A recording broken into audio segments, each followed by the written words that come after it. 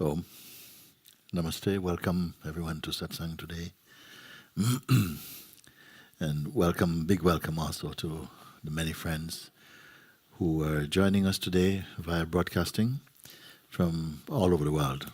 And we're very happy for this because we know many people would like to be here in person or in form, but for whatever reason are not able to be here in this way. But we can join in real time via internet, so we're very happy for this. And I hope I see also many new faces, and I'm hoping that you're a little familiar with the subject that we meet about today. I don't even want to limit it to say the subject discussed only, because the very totality of us being here is concerning the subject of our true nature. And to come to a clarity, for it seems most human beings are not aware of ourselves at the deepest level. And what is this life? What is this life? And who are we in this life? So this is the topic here.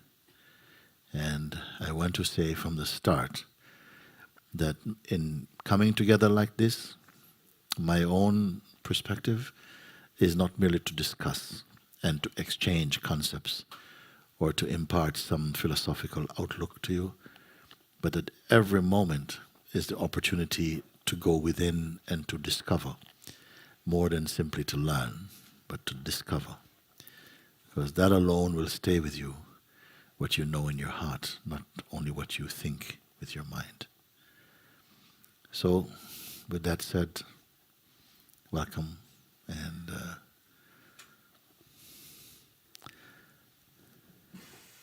very, very good.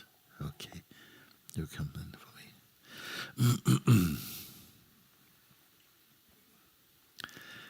Right. Very good. Good to see you. Come. Sit there.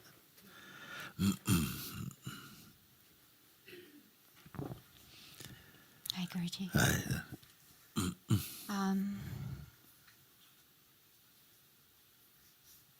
There's a sense of a huge effort going on, Yes. and at the same time it's seen, yet at the same time somehow the seeing doesn't seem to make the effort any less somehow. And the effort is for what? You said there's a huge effort going on. So effort is for what? Is to be. There's an effort to be. And Without the effort to be, what are you? What are you up to?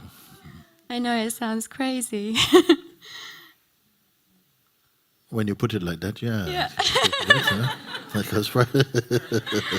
Because you must be already, no? Even to be asking the question, no? Then the effort to be is on top of the effortless being. Is there not an effortlessness about being? Or because we are referred to as human beings, no? Not human becomings. Human being, making effort to be. So I feel it's important to look into that extra. To be what? More than what beingness implies. So, you see, effort to be, it must be something that we picked up and we have not quite understood. And we must not practice something unless you have an understanding what you are doing, you know. So if you try to at least clarify, acutely what it means to practice to be, as it is understood in your own self, what it means. I mean, first of all, is it enough to be? Because everyone know they are. Everybody knows they are. You know the feeling I am, I exist. What is not known is as what do you exist? Because we say I exist, but we when you say who is it that exists, we have not gone further than just the feeling of I. I is what? The person. Largely, it is accepted that when it is said like that, it is spoken by a person. The person exists. You see? But is what you are merely a person? And what is a person?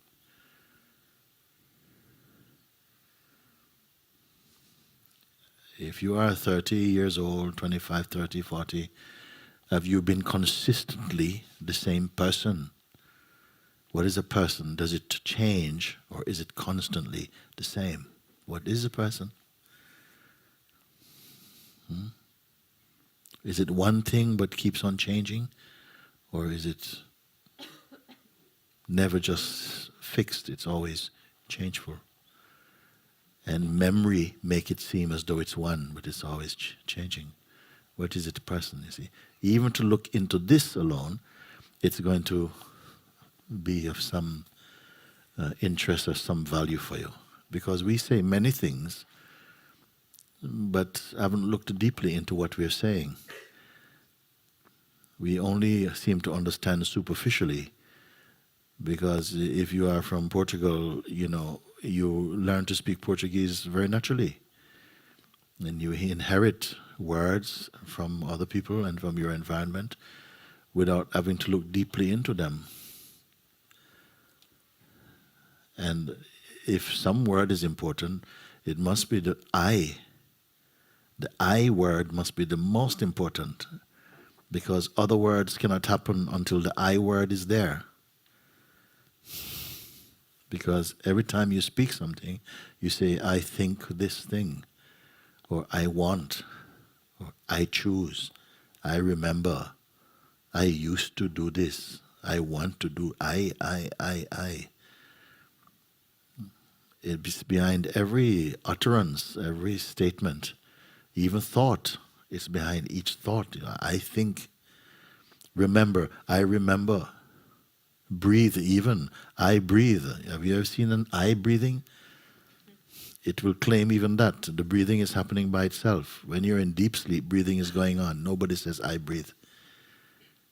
But the I takes even this. I breathe. So it's important, as you will come to see more and more, if you want to go more into the subject of your own reality, you will have to find out what I is. Because to find out what everything else in life is without finding out who the I who finds them out is, then your knowledge is not reliable. If you don't know the knower of knowledge, who is I? Is it constant?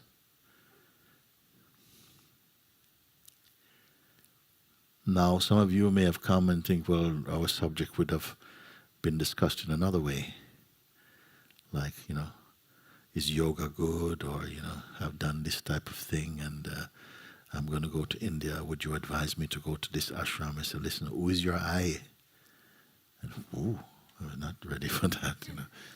I am me. I am...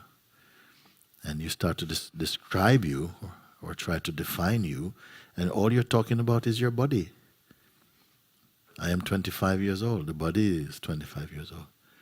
I'm a woman, we can see that as a female.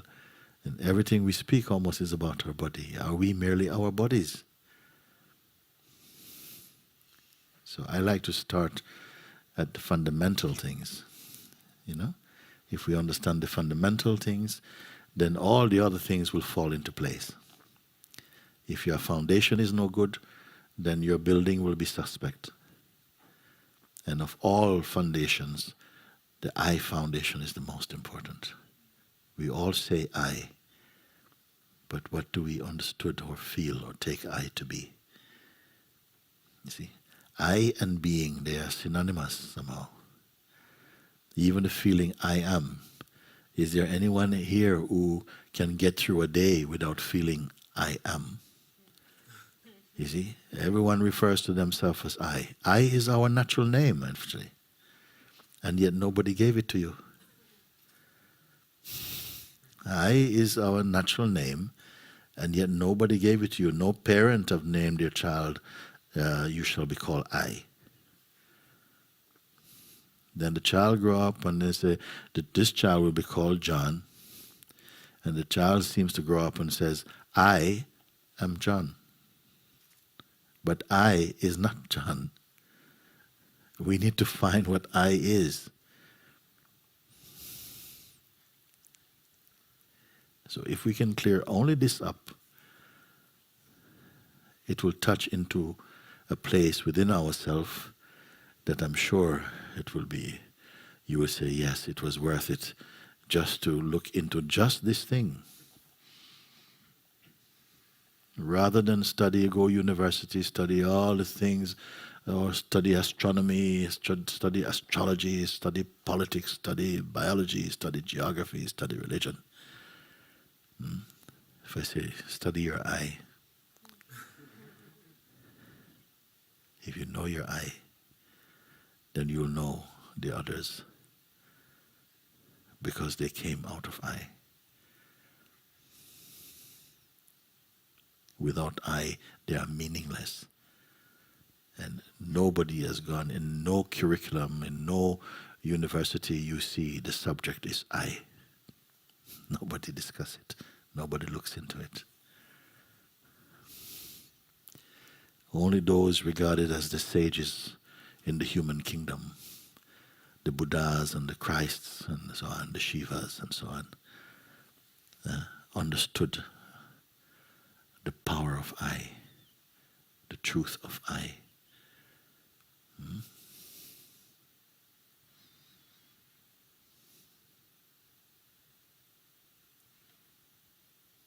And they found it in its true meaning to be so important that they forgot everything else. They forgot everything else, including themselves. They forgot everything else to find what this I is and where this I come from. And because they forgot everything else, including themselves, the whole world cannot stop remembering them. Isn't it funny? Huh? Yeah. They forgot themselves, and the world cannot forget them. We are desperately trying to remember ourselves, to keep ourselves, to even be important in the world. People there.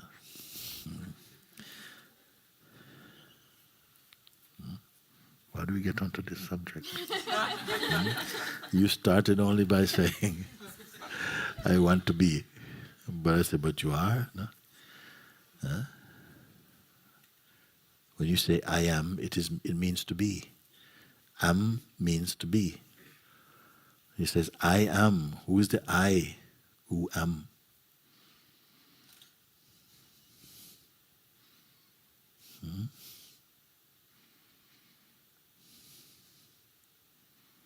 Can you imagine? We know so many subjects. There's no other species on this planet that has studied like the human being. They're the most curious species. They want to know everything, not only on this planet, but other planets also they want to know. Huh? Isn't it? We want to know other planets. We want to know what happened. Some people talk, 50 billion years ago, this was what was happening. And if you ask them what they had for breakfast yesterday, they can't remember. 50 billion years ago.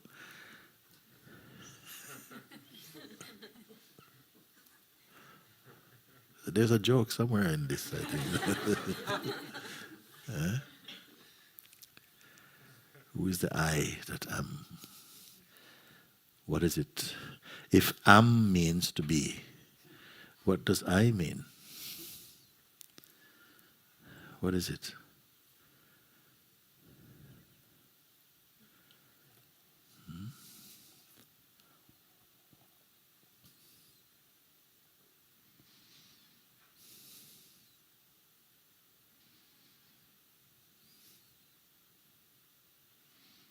if you don't allow this feeling I to connect with any thought, any concept, from any zone of time, it is there. What is it? We can do now. We can find out now. Huh? Something is here. If it is not connected with anything from any language, any word, any concept, any belief, any form, because it perceives everything. If it is not attached to any or connected with any concept, then try now and see. What is it? Don't say the words, because even the words you speak will not be it. It sees the words being spoken.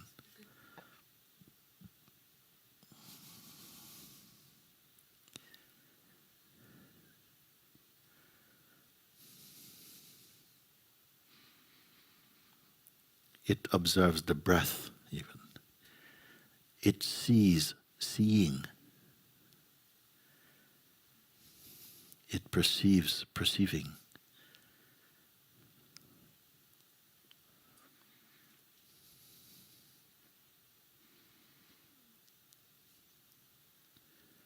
It does not need the mind. It watches mind, but not even with interest. Can you feel? Can you feel or not?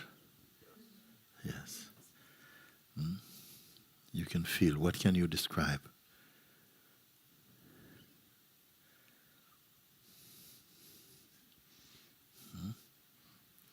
Everything comes after. First, the I must arise. If you wake up this morning at 7 o'clock, at 6:59, where were you? What could you discuss? What was your name?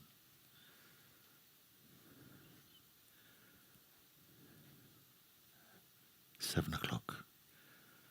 Something comes into being. A natural sense of I'm here, even without the words.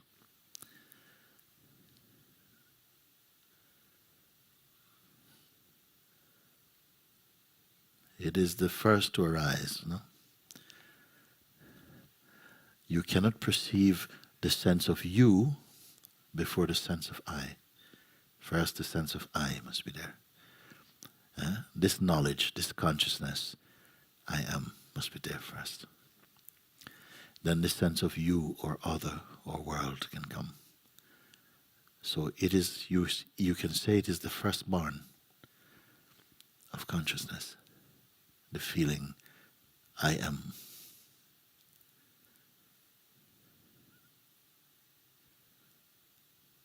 So this I am itself arises, isn't it? Because at 6:59 it was not there. At 7 it came into being, you can say. It became self-aware. And now it is 3:33. It is still in the waking state. Now it knows time, 3:33.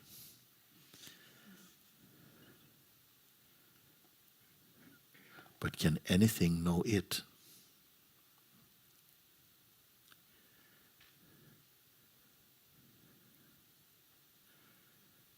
Even to say I am, it knows I am.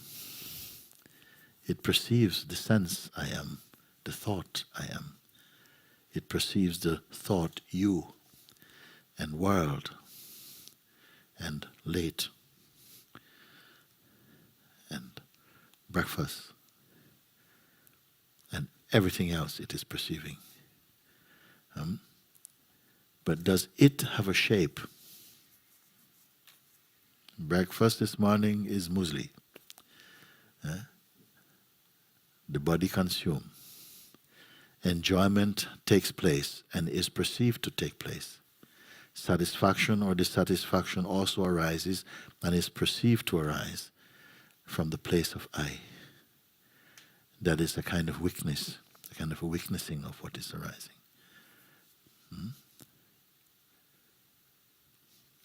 So before even any of this, I say, if you don't attach any intention or idea or identity to I, so nothing at all. When you start counting from 1, not from 0. Isn't it? 1, then 2, then 3, then 4.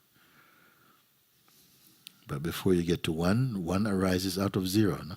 But you don't say 0. Okay? I is at the 0 place. It watches 1 happen, and 2, and 3, and 4, and 5, isn't it? So don't touch 1. Are you or are you not? Am I on this or what? Okay, you're here? Oh, thank you. So you don't touch 1, you're here, no? Okay? You naturally know you are. You don't need a mirror to know you are. You know you are. Supposing someone was having operation and you were in some coma, or you wake up, suddenly become awake, and there's nothing to see, nothing to touch or to feel or to measure, nothing at all to perceive. Would you not also know that you are? Wouldn't you naturally know I exist? Yeah. As what do you exist? First feel, then say. Do now. Don't hold on to anything.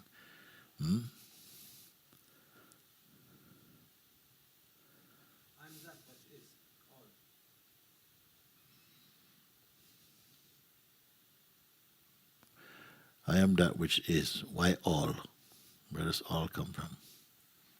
All is later.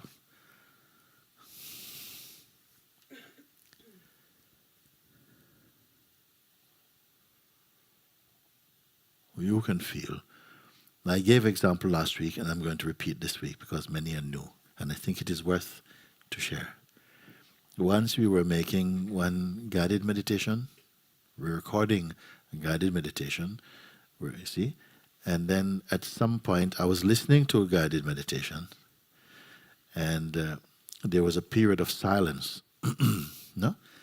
And the silence, I remember that the silence was longer before, and it was chopped. Someone was editing and felt the silence was too long, and so they chopped some silence, but it was too short now. Okay? So they wanted to put back some silence.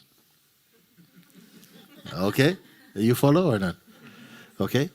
So what they did was they just recorded blank, some digital silence. They put some digital silence, okay? Then we played. And you can discern the real silence from the digital silence, isn't it? Because the real silence has an atmosphere. The digital silence is dead, isn't it? Nothing in the universe is like this digital silence. It's a newcomer. Okay? This digital silence, okay? When you leave everything now, like this, you leave everything, don't touch anything. What remains here? Is it a digital silence or another silence? Feel your being. What are you perceiving? Is it sound? Is it form? Because I didn't ask you to suppress your senses. I said, don't be attached to them. Leave everything. Yeah, because senses you can perceive also. So don't identify. Don't say I am the hearing. I am the seeing. No. Don't touch anything at all. What is here? It is not a thought. Go beyond thought. Don't touch any thought.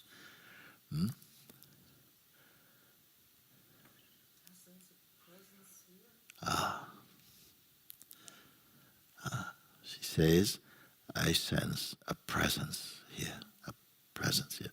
Is she correct or not? Yeah? There's a presence here. Okay.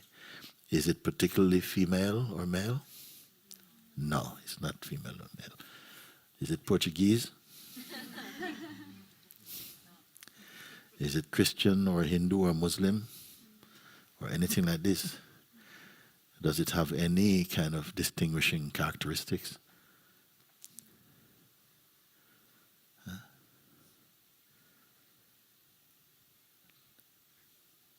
So this presence, which has no data, has no other quality.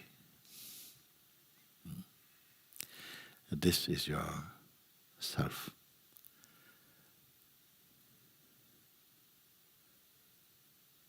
When you're conscious. This is the self of the waking state. You can say like this. This is your dynamic being. This is the seed being.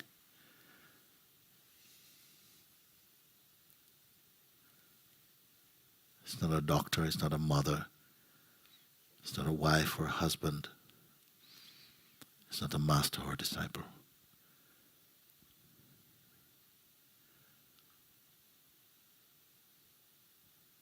It's not red or blue or pink. It has no size and no shape.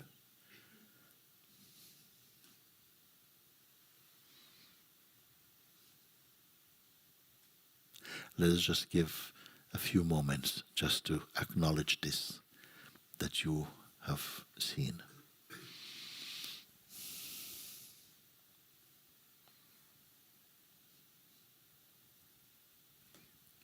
Does it know time? Is it affected by time?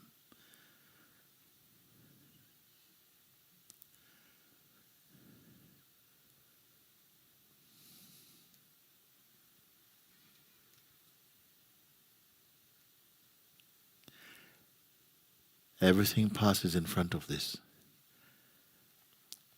This is the very seat of perception, where even perceiving is perceived. All knowledge reports to this. All knowingness spring from here.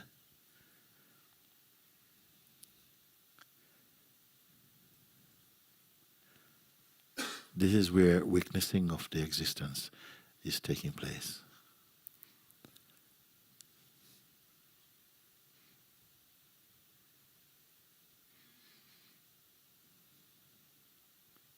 It is referred to as the godly sense or principle inside each form. It announces itself inside the body as the sense, I am. It knows it is.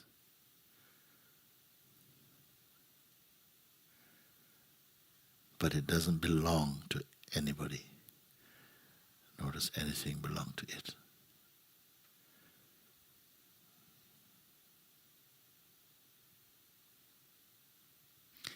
As you become aware of it, notice your inner state.